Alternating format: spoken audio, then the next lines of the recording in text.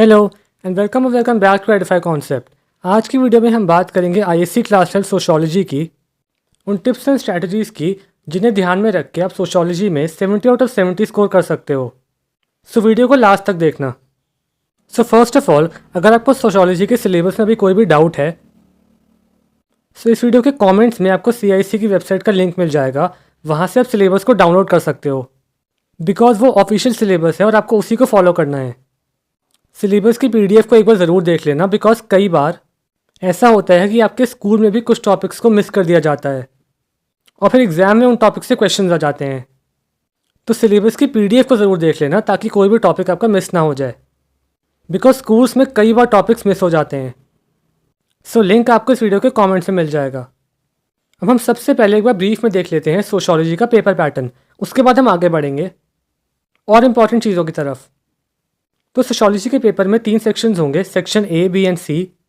Section A 14 marks का होगा जिसमें एक क्वेश्चन होगा एंड इस एक क्वेश्चन में आपको 7 MCQ मिलेंगे और 1 मार्क ईच, यानी टोटल 7 मार्क्स। उसके बाद 7 very short questions, again 1 mark each for 7 marks, तो टोटल 7 + 7 हो गया 14 मार्क्स। सेक्शन A आपका 14 मार्क्स का होगा। देन सेक्शन B आपका 28 मार्क्स का होगा। इसमें इन टोटल 7 क्वेश्चंस होंगे और सारे क्वेश्चंस होंगे 4 मार्क ईच, तो 4 × 7 हो गया 28 marks section B। And section B में 2 क्वेश्चंस में आपको इंटरनल चॉइस मिलेगी और ये क्वेश्चंस होंगे question 7 and question 8। In questions के अंदर इंटरनल चॉइस होगी, आपको 2 क्वेश्चंस में से कोई एक करना होगा इन दोनों क्वेश्चंस के अंदर। Basically A and B parts होंगे इन दोनों क्वेश्चंस के अंदर, आपको या तो A करना होगा या B करना होगा। बाकी सारे क्वेश्चन सेक्शन B में 4 मार्क्स के होंगे, तो टोटल हो गए 28 मार्क्स। देन सेक्शन C में 4 क्वेश्चंस होंगे और सारे क्वेश्चंस होंगे इंडिविजुअली 7 मार्क्स के। अब इन क्वेश्चंस के अंदर सब पार्ट्स भी होंगे, यानी ऐसा नहीं होगा कि 7 मार्क्स का एक क्वेश्चन हो। हाँ, जैसे ये 4 क्वेश्चंस हैं तो 4 में से कोई 2 या 3 इंडिविजुअली 7 मार्क्स के भी हो सकते हैं, लेकिन ज़्यादातर केसेस में ये 7 मार्क्स टोटल होता है और इन क्वेश्चंस के अंदर सब पार्ट्स होते हैं। आपको अटेम्प्ट सारे सब पार्ट्स करने होते हैं और टोटल सारे सब पार्ट्स मिला के हर क्वेश्चन के अंदर होंगे 7 मार्क्स के। तो 7 मार्क्स के 4 क्वेश्चंस, यानी अगेन सेक्शन C होता है 28 मार्क्स का। एंड सेक्शन C में आपको एक क्वेश्चन के अंदर, जैसे हमने सेक्शन B में देखा, आपको यहाँ पर एक चॉइस मिलेगी, इंटरनल चॉइस, जो कि आपको मोस्ट प्रॉबेबली मिलेगी क्वेश्चन 9 में। देन आपके पेपर का लास्ट क्वेश्चन, क्वेश्चन 12, होगा एक केस स्टडी क्वेश्चन। इसके अंदर डेफिनेटली सब पार्ट्स होंगे जो कि टोटल होंगे 7 मार्क्स के। तो लास्ट क्वेश्चन पेपर का केस स्टडी क्वेश्चन होगा, आपको एक पैसेज मिला होगा और इस पैसेज को पढ़कर आपको सब पार्ट्स को आंसर करना होगा। सो इन टोटल सेक्शन C होगा 28 मार्क्स का। तो सोशियोलॉजी का एग्जाम आपका होगा टोटल 70 मार्क्स का। बाकी 30 मार्क्स आपके इंटरनल एग्जाम के होते हैं जो कि आपके स्कूल से जाते हैं। तो फाइनल मार्कशीट में आपका रिजल्ट आउट ऑफ 100 ही आएगा, लेकिन थ्योरी एग्जाम आपका 70 मार्क्स का होगा। ओके, सो ये हो गया सोशियोलॉजी का पेपर पैटर्न। अब हम बढ़ते हैं नेक्स्ट चीज़ पे। नेक्स्ट बात करते हैं एक बहुत ही इंपॉर्टेंट चीज़ की, टाइम मैनेजमेंट। ये one of the most important चीज़ है बिकॉज अगर आपका पेपर टाइम पर कंप्लीट नहीं हो पाया तो आपके मार्क्स ऑब्वियसली कटेंगे और पेपर टाइम पर कंप्लीट करने के लिए टाइम मैनेजमेंट सही होना बहुत ज़रूरी है, इसलिए इस पार्ट को पूरा देखना। तो सोशियोलॉजी का एग्जाम आपका होगा 3 घंटे का, 180 मिनट्स, आपके बाकी एग्जाम्स की तरह। अब यहाँ पर आपको क्या करना है, सेक्शन A में आपको कोशिश करनी है कि आप 15 मिनट से ज़्यादा टाइम स्पेंड ना करो। सेक्शन A छोटा होता है, 7 तो MCQ होंगे और बाकी 7 वेरी शॉर्ट क्वेश्चंस होंगे जिनके आंसर्स या तो 1 वर्ड होंगे या मैक्सिमम से मैक्सिमम 1 या 2 लाइन्स में होंगे। तो सेक्शन A आपका इन ऑल प्रोबेबिलिटी 15 मिनट्स में कंप्लीट हो जाएगा और आपको ट्राई यही करना है कि आप सेक्शन A को 15 मिनट में पूरा कर दो। जो सेक्शन A के MCQs होंगे उन्हें आप रीडिंग टाइम में ही माइंड में सॉल्व कर सकते हो ताकि राइटिंग टाइम में आपका टाइम बचे। सेक्शन A के बाद सेक्शन B में आपको 7 क्वेश्चंस करने हैं जो कि 4 मार्क्स के हैं। इसमें आप 10 मिनट लगा सकते हो पर क्वेश्चन ताकि आपका टोटल सेक्शन B कंप्लीट हो जाए 70 मिनट्स में। 10 मिनट से ज़्यादा टाइम स्पेंड मत करना पर question in section B। Then section C में लॉन्ग क्वेश्चंस हैं, 7 मार्क्स ईच और टोटल 4 क्वेश्चंस हैं। तो ट्राई ये करना कि आपका हर एक क्वेश्चन मैक्सिमम से मैक्सिमम 20 मिनट्स में कंप्लीट हो जाए ताकि टोटल सेक्शन सी आपका कंप्लीट हो जाए 80 मिनट्स में। 20 मिनट से ज़्यादा टाइम मत लगाना पर क्वेश्चन इन सेक्शन सी, नहीं तो आपका पेपर छूट सकता है। और अगर आप इस टाइम मैनेजमेंट को फॉलो कर पाए तो रिवीजन के लिए आपके पास एंड में 15 मिनट बचेंगे। और ये बहुत इंपॉर्टेंट है, अगर आपने कोई भी सिली मिस्टेक करी होगी तो आप इस रिवीजन टाइम में उसे आइडेंटिफाई कर सकते हो और करेक्ट कर सकते हो। इसलिए स्ट्रैटेजी को पूरा फॉलो करना ताकि पेपर में कुछ भी मिस ना हो और आपको रिवाइज करने का भी टाइम मिले, जो कि बहुत इंपॉर्टेंट है। नेक्स्ट, ये है सोशियोलॉजी की चैप्टर वाइज मार्क्स वेटेज, जो कि आपके इस साल के 2025 के स्पेसिमेन पेपर पे बेस्ड है। अब पहली बात, ये मार्क्स वेटेज एक अप्रॉक्सीमेट वेटेज है, एब्सोल्यूट वेटेज नहीं है। लिस्ट जैसे फॉर एग्जांपल, अगर यहाँ पे चैप्टर 4 की वेटेज है 7 मार्क्स, तो यानी एक्चुअल एग्जाम में इसका मतलब ये नहीं है कि आपको एग्जैक्टली 7 मार्क्स से क्वेश्चंस आएंगे चैप्टर 4 में से, लेकिन आप ये एक्सपेक्ट कर सकते हो कि एक्चुअल एग्जाम में चैप्टर 4 से 7 मार्क्स के अराउंड क्वेश्चंस आएंगे। यानी एक्चुअल वेटेज 8 मार्क्स भी हो सकती है, 9 मार्क्स भी हो सकती है, या 6 मार्क्स भी हो सकती है, लेकिन कहीं ना कहीं 7 मार्क्स के अराउंड आएंगे। तो ये एक अप्रॉक्सीमेट वेटेज है, एब्सोल्यूट नहीं है। इस वेटेज से मेनली आप ये हेल्प ले सकते हो कि कौन से चैप्टर की वेटेज सबसे ज़्यादा है और कौन से चैप्टर की वेटेज सबसे कम है। तो इस केस में आपके चैप्टर 1 यानी सोशल इंस्टीट्यूशंस की वेटेज सबसे ज़्यादा है, अराउंड 39 मार्क्स, यानी आपका आधे से ज़्यादा पेपर चैप्टर 1 में से आएगा। उसके बाद सबसे कम वेटेज इस केस में है चैप्टर 3 की political organisation, 1 mark. Actual exam में इसमें डेफिनेटली 1 मार्क से ज़्यादा ही क्वेश्चंस आएंगे, बट इसकी वेटेज सबसे कम रहेगी। सो आई होप आपको इस वेटेज से हेल्प मिलेगी। तो चैप्टर 1 पे सबसे ज़्यादा ध्यान देना, बिकॉज आपका आधे से ज़्यादा पेपर इस वेटेज के अकॉर्डिंग चैप्टर 1 में से ही आएगा। आपके स्पेसिमेन पेपर में 70 मार्क्स में से 39 मार्क्स तो खाली चैप्टर 1 के ही हैं। तो चैप्टर 1 को बहुत ध्यान से पढ़ना।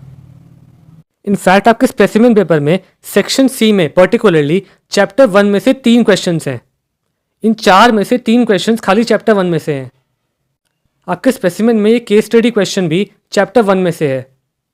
तो चैप्टर 1 पे बहुत ध्यान देना, हो सकता है बहुत ज़्यादा क्वेश्चंस चैप्टर 1 में से आएँ। अब हम बात करते हैं कुछ इंपॉर्टेंट टिप्स की जो कि आपको पता होनी चाहिए, तभी आपके 70 आउट ऑफ 70 आने के चांसेस बढ़ेंगे। फर्स्ट ऑफ ऑल, आपको ये याद रखना है कि आपका 20% paper higher order thinking questions का होगा, यानी कॉम्पिटेंसी फोकस क्वेश्चंस का होगा। यानी आपका 20% जो पेपर होगा वो सिंपल और स्ट्रेट नहीं होगा, वो थोड़ा सा एप्लीकेशन बेस्ड होगा, जहाँ पे आपको माइंड का यूज़ करना पड़ेगा, जहाँ पे रोट लर्निंग काम नहीं करेगी।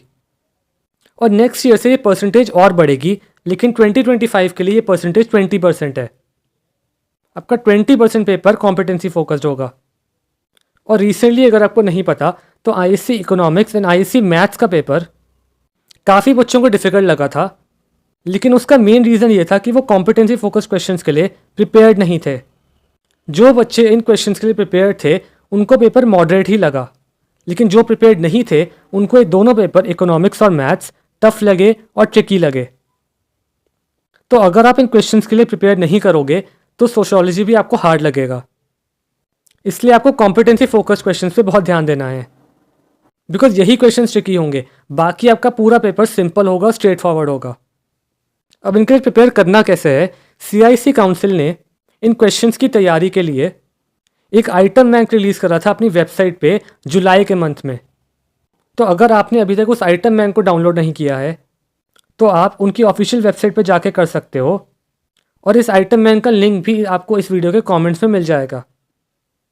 आइटम बैंक की एक बहुत लंबी लिस्ट है कॉम्पिटेंसी फोकस क्वेश्चंस की, और उनके सॉल्यूशंस भी उसी PDF में गिवन है। तो आप क्वेश्चंस को एक बार गो थ्रू कर सकते हो, और उन क्वेश्चंस के आंसर्स भी आपको PDF में ही मिल जाएंगे, और इससे आपकी पूरी प्रैक्टिस हो जाएगी कॉम्पिटेंसी फोकस क्वेश्चंस की। तो अगर आपने आइटम बैंक डाउनलोड नहीं किया है तो जाओ अभी उसे डाउनलोड करो, और एग्ज़ाम से पहले उसे एक बार सॉल्व ज़रूर कर लेना। जो क्वेश्चन आपको समझ में नहीं आए उसका आंसर उसी PDF में गिवन है, तो आपको आंसर के लिए कहीं ढूंढना नहीं है। लिंक आपको इस वीडियो के कमेंट्स में मिल जाएगा। नेक्स्ट, इस साल क्या हो रहा है कि काफ़ी सब्जेक्ट्स में कुछ क्वेश्चंस आउट ऑफ सिलेबस आ रहे हैं। जैसे रिसेंटली हुआ IC accounts and IC political science में। अकाउंट्स में काफ़ी क्वेश्चंस आउट ऑफ सिलेबस थे और पॉलिटिकल साइंस में भी एक क्वेश्चन आउट ऑफ सिलेबस था। वैसे ये किसी भी साल हो सकता है, लेकिन इस ईयर थोड़ा सा ज़्यादा हो रहा है। तो यहाँ पे आपको करना क्या है, अगर सोशियोलॉजी के एग्ज़ाम में कोई भी क्वेश्चन आउट ऑफ सिलेबस आता है तो आपको उसे छोड़ कर नहीं आना है। ऐसे केस में होता क्या है, एज लॉन्ग एज आपने वो क्वेश्चन अटेम्प्ट करा हो, एग्जामिनर आपको मार्क्स दे देते हैं अगर कोई क्वेश्चन आउट ऑफ सिलेबस हो। लेकिन अगर आप उस क्वेश्चन को छोड़ आए तो फिर चांस है कि आपके मार्क्स कट जाएंगे। इसलिए अगर कोई question by chance out of syllabus आता है, उसको छोड़कर बिल्कुल मत आना। इनफैक्ट अगर आपको उस क्वेश्चन का कोई भी आइडिया नहीं है तो अगर आप खाली क्वेश्चन नंबर भी डाला होगे तो भी आपको मार्क्स मिल जाएंगे। और अगर आप थोड़ा सा अटेम्प्ट कर सकते हो तो बहुत अच्छी बात है, लेकिन अनअटेम्प्टेड बिल्कुल मत छोड़ना। तो इस चीज़ का बहुत ध्यान रखना, बिकॉज काफ़ी पेपर्स में आउट ऑफ सिलेबस क्वेश्चंस आ रहे हैं। तो अगर इस एग्ज़ाम में भी ऐसा होता है तो छोड़ के बिल्कुल मत आना। नेक्स्ट, एमसीक्यूज़ में कोशिश करना कि आप खाली ऑप्शन नंबर ना लिखो, जो भी आंसर होगा उसके आगे की स्टेटमेंट को भी लिखो।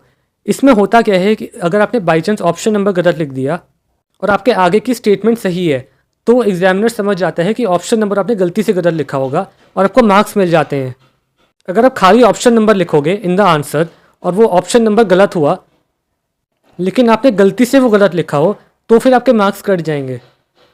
इसलिए आगे की स्टेटमेंट भी लिखना, बिकॉज स्टेटमेंट में ऑब्वियसली आप कोई मिस्टेक नहीं करोगे, लेकिन ऑप्शन नंबर लिखने में आप मिस्टेक कर सकते हो। तो एमसीक्यू के आंसर्स में पूरा स्टेटमेंट लिखना, खाली ऑप्शन नंबर लिख के मत छोड़ना। अब हम बात करते हैं कि कितने मार्क्स के क्वेश्चंस में आपको आइडियली कितना लिखना है। देखो, 4 मार्क्स के क्वेश्चंस में जो कि आपके सेक्शन बी में आएंगे, आइडियली क्वेश्चन आपको खुद बताएगा कि आपको कितने पॉइंट्स लिखने हैं। जैसे कुछ क्वेश्चंस में लिखा होता है स्टेट एनी 4 पॉइंट्स या एक्सप्लेन एनी 4 पॉइंट्स। तो अगर क्वेश्चन में लिखा है कि आपको कितने पॉइंट्स लिखने हैं तो फिर तो आप उतने ही लिख सकते हो। लेकिन अगर क्वेश्चन में कोई नंबर ऑफ पॉइंट स्पेसिफाइड नहीं है कि आपको कितने लिखने हैं तो आप मिनिमम 4 पॉइंट लिख लेना। और अगर आपको 4 से ज़्यादा आते हो तो आप 4 से ज़्यादा भी लिख सकते हो। दूसरे केस में अगर आपको क्वेश्चन का आंसर एक पैराग्राफ में लिखना है तो आइडियल सिनेरियो में आपके 4 मार्क्स के क्वेश्चंस में एटलीस्ट 0.75 या 1 पेज कवर होना चाहिए, यानी आपकी आंसर शीट का 1 पेज एक साइड से। तभी आपको 4 आउट ऑफ 4 पूरे मिलेंगे अगर आपका आंसर सही है।